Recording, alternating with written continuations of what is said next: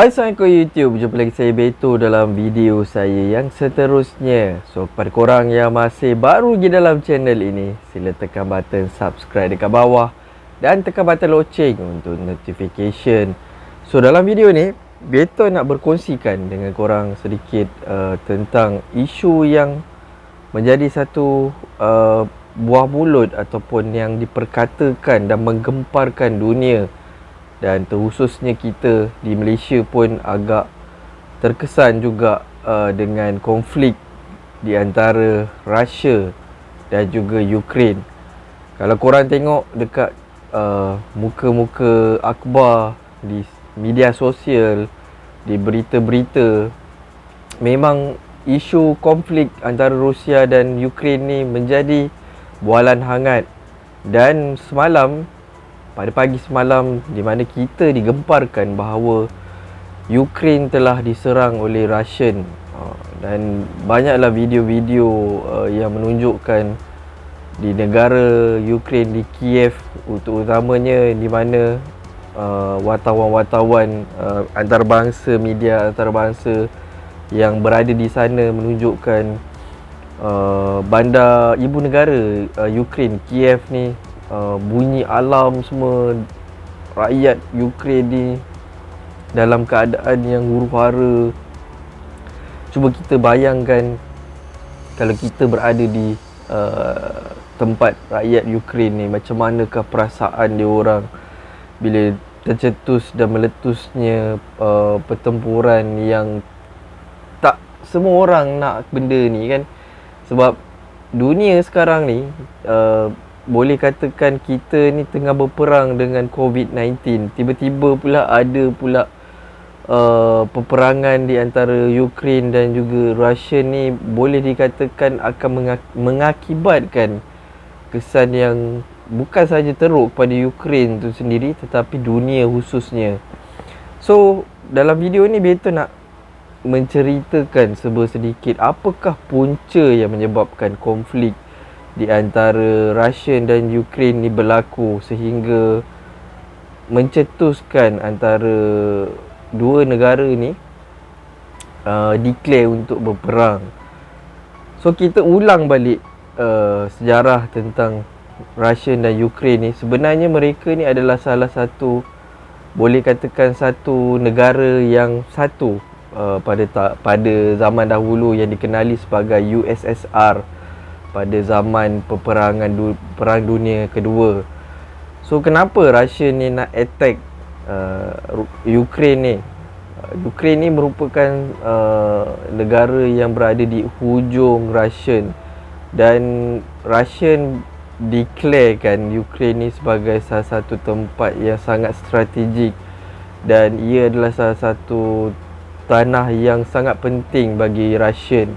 Dan kenapa Vladimir Putin ni beria-ria sangat nakkan Ukraine ni? Sebab Ukraine ni boleh katakan salah satu tempat yang boleh dikatakan tanah yang paling selamat yang berada di Russian. Tetapi bila habis je Perang Dunia Kedua,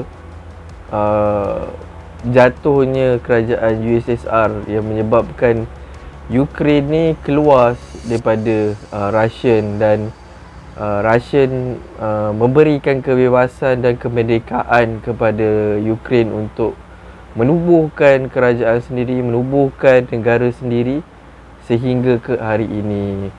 Dan sebenarnya kalau kita lihat balik, Ukraine ni sebenarnya lebih kepada sekutu kepada Russian lah. Banyaklah negara-negara yang orang kata menyokong Russia ni, terutamanya seperti Serbia, Belarus. Negara-negara orang kata pecahan daripada Russia ni memang banyak, Macedonia dan negara-negara luar yang menyokong Russia ni. Ada juga banyak seperti Iran, negara-negara yang besar seperti China, Venezuela. Ini negara-negara yang orang kata menyokong Russian. Dan antara satu lagi punca kenapa Russian begitu marah kepada Ukraine ni, apabila Ukraine ni cuba untuk masuk ke dalam NATO. Apakah itu NATO? NATO ini adalah sebuah persatuan ataupun kesatuan yang negara-negara yang berada di dalam NATO ini adalah negara yang menyokong kepada Amerika Syarikat. Banyaklah dalam kesatuan NATO ni, memang banyak negara seperti Kanada.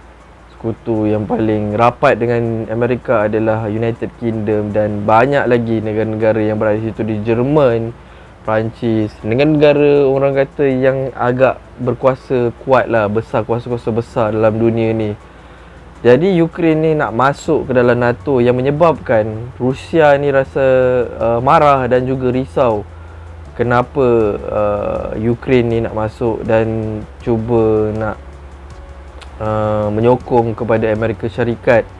Dan sebab ketiganya, apabila kalau Ukraine ni nak masuk dalam NATO, ini akan menyebabkan Amerika Syarikat mempunyai kuasa ataupun mempunyai hak untuk meletakkan tentera-tentera mereka di dalam negara Ukraine.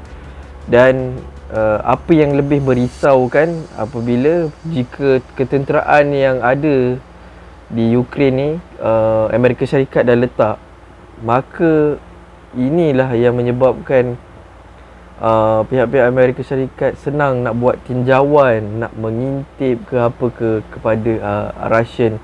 Kita tahu daripada zaman perang dulu pun, Russian dan juga Amerika Syarikat ni bukanlah satu negara yang orang kata baik. Mereka ni adalah sekutu yang, bukan sekutu lah, macam negara-negara yang pesaing lah, bukan tak baik lah langsung kan. So ini yang menyebabkan Vladimir Putin ni marah dan juga rasa bengang dengan Ukraine, sehingga menyebabkan Vladimir Putin ni declare untuk adakan war dengan Ukraine. Aku rasa macam bila aku tengok sendiri video-video yang menunjukkan tentera-tentera Ukraine ni dekat TikTok lah kan, mereka mengucapkan orang kata, boleh katakan selamat tinggal kepada keluarga mereka, khususnya kepada isteri dan anak-anak mereka. Aku jadi macam sayu sangat geng. Sayu, mereka ni macam pergi untuk memperjuangkan, mempertahankan negara mereka. Dan pihak PBB sendiri pun, setiausaha PBB merayu sangat-sangat kepada Vladimir Putin untuk jangan attack Ukraine di atas dasar kemanusiaan, dan tak nak benda ni, perang ni berlaku sebenarnya. Kita tahu kesan-kesan perang ni bukan setakat saja negara Ukraine tu sendiri akan hancur, tetapi ia akan efek kepada dunia, khususnya yang kita sekarang ni tengah bergelut dengan keadaan ekonomi yang tidak menentu. Terutamanya di Malaysia sendiri ni, kita pun masih struggle lagi guys, kesan daripada COVID-19. Dan pakar-pakar ekonomi juga cuba membayangkan bahawa jika perang ini berterusan, maka harga minyak mentah akan melambung naik di pasaran dunia. Kau cuba bayangkan, itu mungkin salah satu efek yang akan memberi kesan kepada dunia, khususnya kepada kita juga. Dan aku tak tahu apa lagi efek-efek daripada perang Russian dan Ukraine ni. Dan terutamanya pada Eropah sendiri pun memang akan terkesan lah dengan perang dua saudara ni kan. So aku tak tahu apa nak cakap lagi, tapi kita doakanlah sama-sama, semoga walaupun negara Ukraine ni bukanlah satu negara, sebuah negara Islam kan, tapi as a Muslim, kita patutnya mendoakan supaya perang ni tidak diteruskan. So apa pandangan korang? Adakah korang ada pandangan tersendiri, ataupun korang ada punca-punca tersendiri, ataupun lebih berpengetahuan daripada Beto? Ini setakat apa yang Beto tahu je untuk berkongsikan dengan korang. Jika korang ada punca-punca yang lebih orang kata realistik tentang berlakunya peperangan Ukraine dan Rusia ni, Boleh drop komen kat bawah, kita kongsi sama-sama ilmu. Dan jika anda suka konten-konten dalam channel ini, please leave like button, share dengan kawan-kawan korang. Dan jangan lupa tekan button subscribe tombol warna merah tu untuk support this channel. Klik button loceng, klik all untuk mendapat sebarang notifikasi daripada Beto Syukri Channel. Dan berjumpa lagi di konten-konten video akan datang. Assalamualaikum. See you guys on the next video. Bye guys.